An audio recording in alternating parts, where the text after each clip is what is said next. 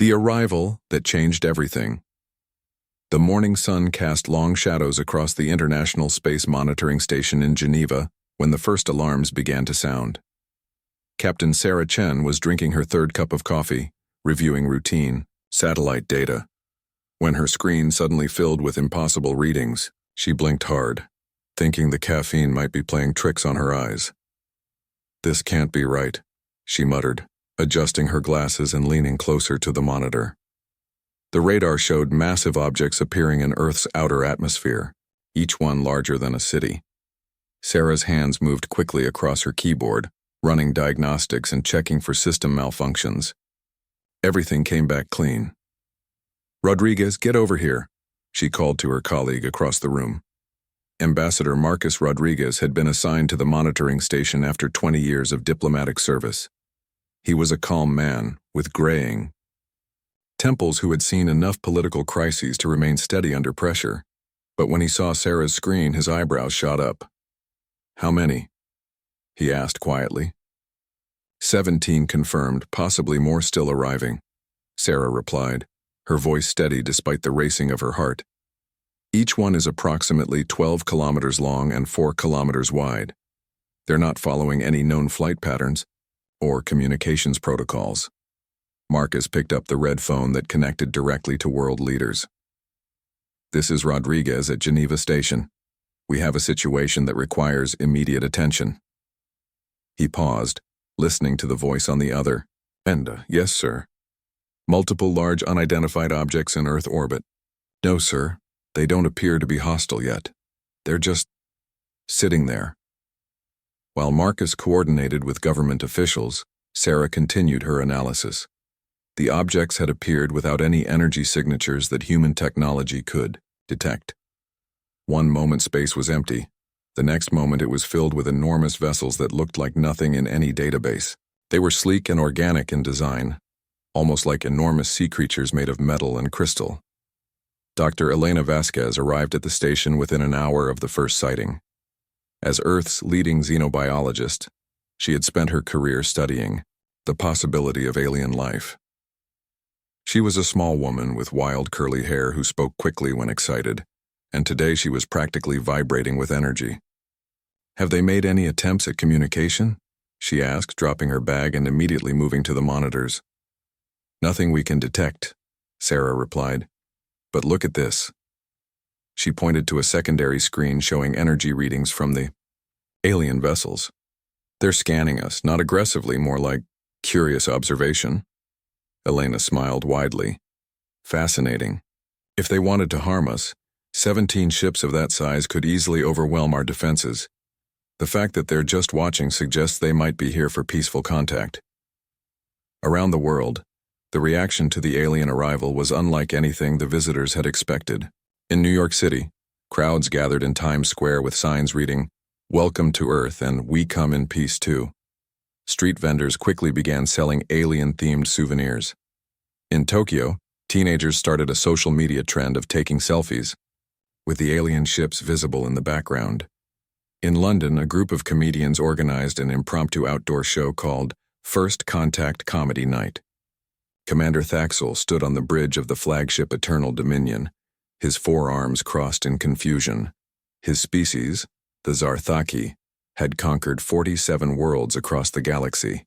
Each time, their arrival had been met with terror, desperate attempts at defense or immediate surrender. Never had they encountered a species that responded to their presence with celebration. "Status report," Thaxel commanded, his voice a low rumble that caused the crystalline walls of the bridge to vibrate slightly. His second-in-command, Sub-Commander Veltar, approached with a data tablet. "Sir, the humans are behaving in a most unusual manner," Veltar reported, her three eyes blinking in rapid succession, a sign of confusion among her people. "Our psychological analysis predicted fear, panic, and attempts at military response. Instead, they appear to be enjoying our presence." Thaxel's long tail swished behind him as he considered this information. "Show me." The main view screen activated, displaying footage from around Earth. Humans were gathering in large groups not to hide or protest but to celebrate. They were singing, dancing, and creating art inspired by the alien ships. In one city, humans had projected colorful light patterns onto buildings, apparently trying to communicate through visual displays. "They're trying to make contact," Thaxel observed, though his tone suggested he found this behavior puzzling rather than threatening. "Yes, sir, but not in any way our diplomatic protocols prepared us for. They seem to view our arrival as entertaining." From his position at the monitoring station, Marcus Rodriguez was coordinating humanity's first official response to alien contact. He had gathered a team of Earth's best linguists, scientists, and cultural experts. The plan was simple: approach with openness, curiosity, and respect. "We're going to try a multi-spectrum communication array," Dr. Vasquez explained as technicians set up equipment, mathematical sequences, visual patterns, and audio signals. If they're intelligent enough for interstellar travel, they should recognize our attempts at peaceful contact. Sarah monitored the alien ship's responses as the communication attempts began. "They're definitely receiving our signals," she reported. "Energy fluctuations suggest they're analyzing everything we send." The breakthrough came when a young intern, named Tommy Chen, Sarah's nephew who was studying astrobiology, suggested adding music to their communication attempts. "Every human culture has music," he argued. "Maybe mathematical harmony is something they'll understand." They transmitted a simple melody, "Twinkle, Twinkle, Little Star," along with its mathematical representation. The response was immediate. The alien ships began to pulse with soft rhythmic lights that matched the melody's pattern. "They're responding to the music," Elena said, practically bouncing with excitement. "They understand harmony." On the Eternal, Dominion Thaxel was experiencing something unprecedented in his military career: uncertainty. The humans had sent mathematical proofs, star maps, and now musical patterns. Everything indicated a species eager for peaceful contact, not the cowering primitives his intelligence reports had suggested. "Sir," Veltar reported, "we're receiving thousands of additional signals from the planet. The humans appear to be sending us examples of their art, their music, and their scientific knowledge. All of it freely given," Thaxel mused. "No demands, no attempts to hide their technological capabilities, no fear." He turned to face his command crew. "In 47 conquests, we have never encountered a species that responded to our arrival with curiosity instead of terror." The Zarthaki had built their empire on intimidation and superior technology. Their standard procedure was to arrive, demonstrate their power, and demand submission. Species that complied were absorbed into the empire as vassals. Those that resisted were conquered by force, but the humans were doing neither. "Perhaps they do not understand that we represent a threat," suggested Veltar. "Or perhaps," Thaxel said slowly, "they do not see us as a threat at all." This possibility was deeply disturbing to the Zarthaki mindset. Their entire society was built on hierarchical dominance. The idea that another species might view them as equals, or worse, as potential friends, challenged everything they understood about interstellar relations. Back on Earth, the initial excitement of first contact was evolving into something more organized. The United Nations had established a First Contact Committee with Marcus Rodriguez as the lead coordinator. They set up communication centers in major cities worldwide, allowing people from different cultures to contribute to humanity's ongoing conversation with the visitors. "We need to show them who we are as a species," Marcus explained during a global video conference with world leaders. "Not just our technology or our art, but our values, our diversity, our capacity for growth, our commitment to cooperation." The response was overwhelming. Within hours, humans were uploading videos, music, art, and written messages to a global database that would be transmitted to the alien fleet. A grandmother in Kenya sent traditional songs. Children in Brazil created colorful drawings of humans and aliens playing together. Scientists in Antarctica shared their research on cooperation among penguin colonies. What emerged was a portrait of humanity that surprised even the humans themselves. Despite their conflicts and differences, when faced with the unknown, They had chosen curiosity over fear, sharing over hoarding, and welcome over hostility. Dr. Vasquez was analyzing the aliens' continued responses when she noticed something significant. "They're not just receiving our messages," she told the team. "They're studying our social behaviors. Look at these scan patterns. They're focused on our cities, our gathering places, our cultural centers. They're trying to understand us," Sarah realized, "just like we're trying to understand them." The breakthrough in mutual understanding came from an unexpected source. A street artist in Barcelona had created a massive mural visible from orbit. It showed human and alien figures standing together, hands and various appendages raised in greeting. The image was simple but powerful. Two different species choosing friendship over fear. When the alien ship's lights began to pulse in a pattern that matched the mural's composition, humans around the world began to laugh. Not from mockery or nervousness, but from pure joy. The aliens were trying to communicate through art, just as humans had been doing. Commander Thaxel watched the humans' reaction to their artistic response with growing bewilderment. "They find our communication attempts amusing," he observed. "Not amusing, sir," Veltar corrected after consulting her analysis. "Joyful. They appear to experience positive emotions when communication succeeds." This was another concept that challenged Zarthaki understanding. In their culture, successful communication was simply efficient. The humans seemed to derive pleasure from the process itself, not just the results. As the first day of contact drew to a close, both species had learned something unexpected. The humans had discovered that their natural optimism and curiosity might be unique traits in the galaxy. The Zarthaki had encountered a species that treated their arrival not as conquest or threat, but as an opportunity for growth and friendship. Neither species yet realized that this first contact would soon be tested by a threat that would require all their combined strengths to overcome. But for now, as Earth's night cycle brought darkness to half the planet, the alien ship's gentle light served as beacons of hope for a future neither species had imagined possible. The laughter that had begun with humanity's first glimpse of the alien fleet had evolved into something more profound, the sound of a species discovering that the universe might be far more welcoming than they had ever dared to hope. When laughter becomes strength. The second day of first contact began with an unexpected development. Commander Thaxel had spent the night analyzing human behavior patterns, and what he discovered challenged every assumption his species held about inferior civilizations. The humans were not showing fear, because they genuinely did not seem to understand that they should be afraid. "Veltar," he called to his second-in-command as she entered the bridge. "Initiate a demonstration of our capabilities. Perhaps if the humans understand our technological superiority, they will respond more appropriately." Veltar's three eyes blinked in concern. "Sir, our orders from the High Command were to assess the planet for potential vassalage. Direct intimidation might compromise our diplomatic options." "Our diplomatic options are already compromised," Thaxel replied, his forearms gesturing toward the viewscreen showing Earth. "These humans treat us like visitors at a celebration. They need to understand the reality of galactic power structures."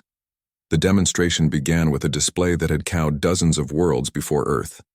The Eternal Dominion projected a massive hologram above Earth's largest cities, a star map, showing the extent of the Zarthaki Empire.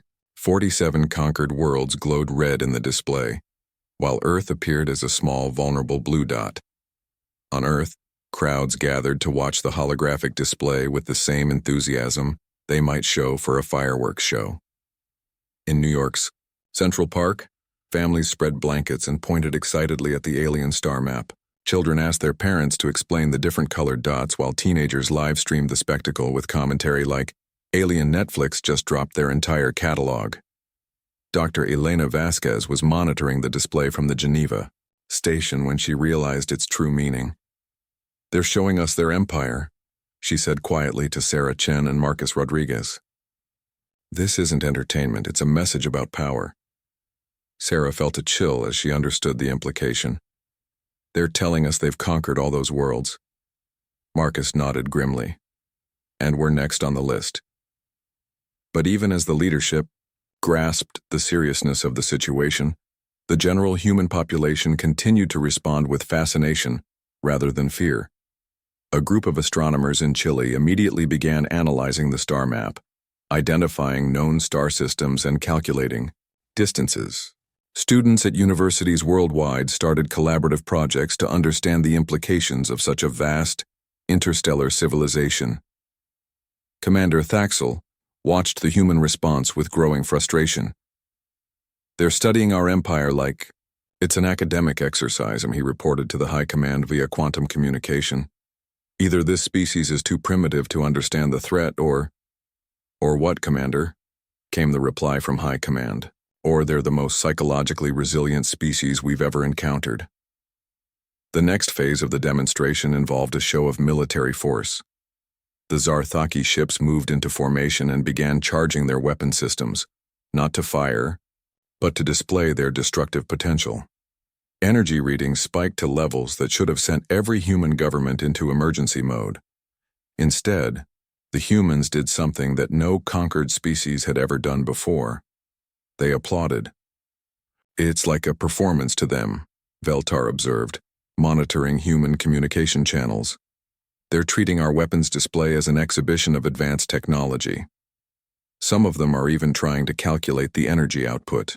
Another crew member reported, "They're impressed by our engineering." In São Paulo, a crowd of physics students had set up instruments to measure the energy signatures from the alien weapons. When they successfully recorded readings that matched their theoretical calculations, they cheered and began live streaming their analysis. "Friends, we are witnessing technology that runs on controlled antimatter reactions," one excited student explained to her viewers. "This is not a threat. This is the most incredible science demonstration in human history." Marcus Rodriguez was coordinating with world leaders when the call came in from Dr. Vasquez. "Marcus, we need to respond to their demonstration, but not the way they expect." "What do you mean?" "They're trying to intimidate us with displays of power. But what if we respond by showing them something they've probably never seen before?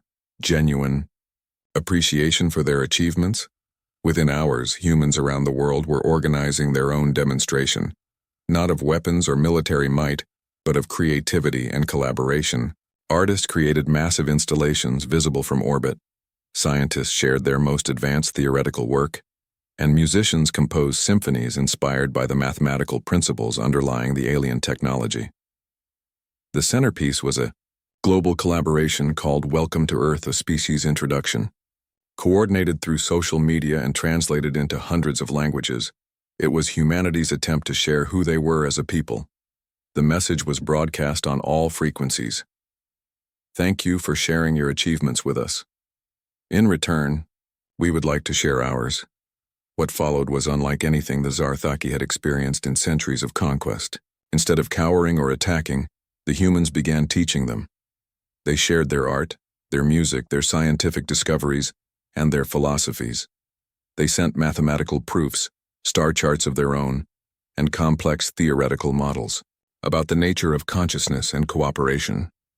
Commander Thaxel found himself genuinely curious about these transmissions. The humans' mathematics was primitive compared to Zarthaki science, but their approaches were often surprisingly creative. Their art had no practical value, yet something about it stirred emotions he hadn't experienced since he was young. "Sir," Veltar reported, "we're receiving what appears to be educational content. The humans are teaching us about themselves." "Teaching us?" Thaxel's confusion was evident in his tone. "Yes, sir. They're sharing their history, their cultures, their scientific methods.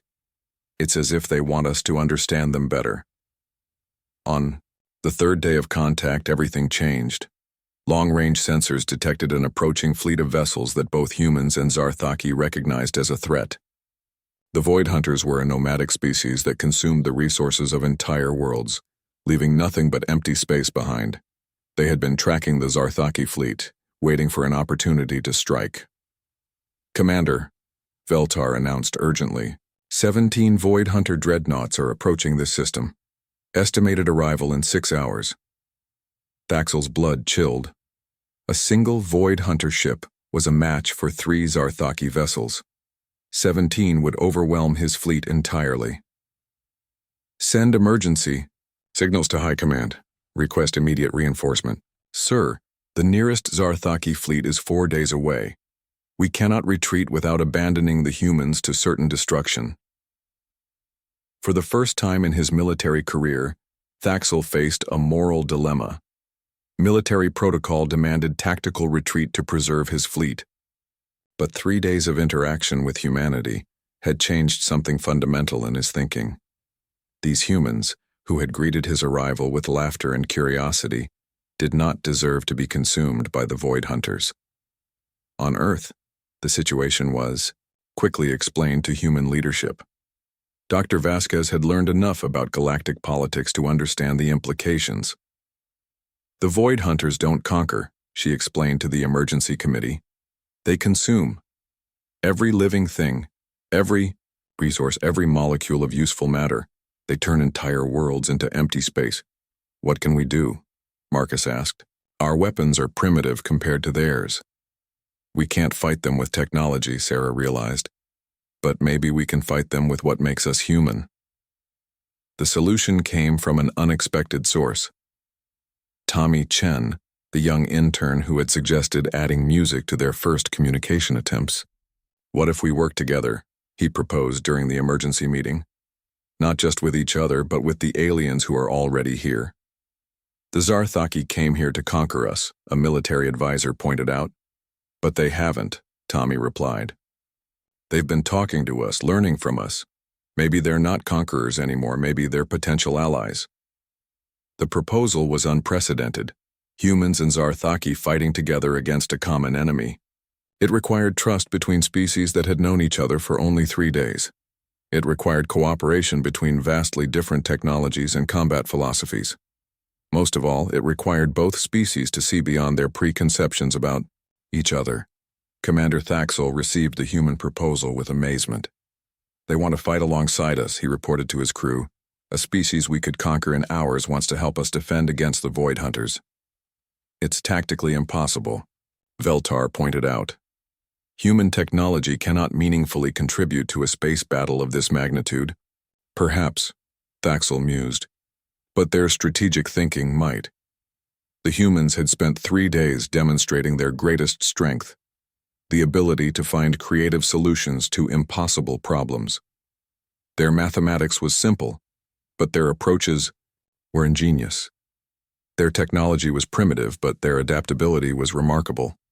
Most importantly, their capacity for cooperation exceeded anything the Zarthaki had encountered. The battle plan that emerged from human-Zarthaki cooperation was unlike anything either species had conceived alone.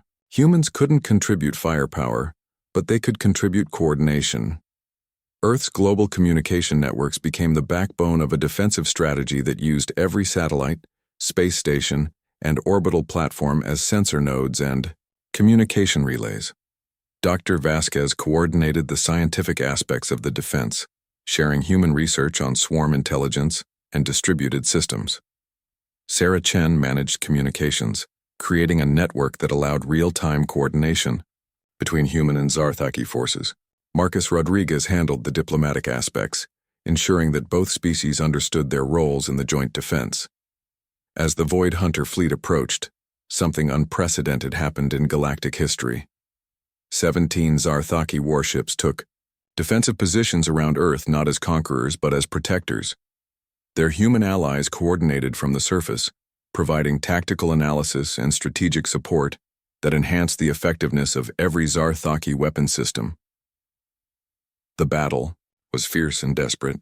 Void Hunter ships were living organisms that adapted to enemy tactics within minutes. Their weapons consumed energy itself, making traditional shields ineffective. But the combined human-Zarthaki force had something the Void Hunters had never faced: unpredictable creativity backed by advanced technology. Humans suggested tactics that no military academy had ever taught. They recommended using art and music to create interference patterns in Void Hunter communications. They proposed mathematical sequences that disrupted the organic computers controlling enemy ships. Most surprisingly, They suggested that laughter itself might be weaponized as a form of psychological warfare. The turning point came when Tommy Chen, monitoring the Void Hunter fleet's behavior patterns, noticed something crucial. "They're confused," he announced to the command center. "Their ships are designed to fight scared enemies or emotionless machines. They don't know how to respond to opponents who are enjoying the challenge."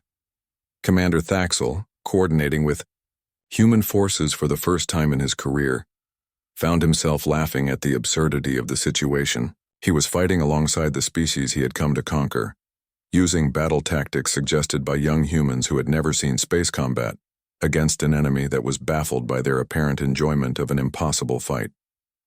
The laughter was contagious. It spread through both human and Zarthaki forces, creating a shared moment of joy even in the midst of deadly combat. The Void Hunters, faced with enemies who fought with laughter rather than fear, began to make tactical errors. Their organic systems evolved to exploit terror and desperation, simply couldn't process opponents who treated warfare as a collaborative problem-solving exercise. When the battle ended with the retreat of the Void Hunter fleet, both species had been fundamentally changed. The Zarthaki had discovered that conquest was less fulfilling than cooperation. The humans had learned that their greatest strength wasn't their technology or their numbers, but their capacity to turn strangers into allies through curiosity, creativity, and shared laughter. Commander Thaxel stood on his bridge, looking down at Earth with new eyes. "Veltar," he said quietly, "cancel our conquest protocols. I believe we've found something far more valuable than another vassal world." "What's that, sir?" "Partners." As the alien fleet prepared to leave Earth's orbit, not as conquerors but as the first members of a new kind of alliance, the laughter that had begun with humanity's first glimpse of the ships echoed across the galaxy. It was the sound of a universe discovering that its greatest strength lay not in the power to destroy, but in the courage to trust, to hope, and to find joy, even in the face of the unknown. The Galactic Alliance that formed from that first contact would go on to change the balance of power across the stars, built on a foundation that no military strategist had ever considered: the revolutionary idea that making friends might be more powerful than making war.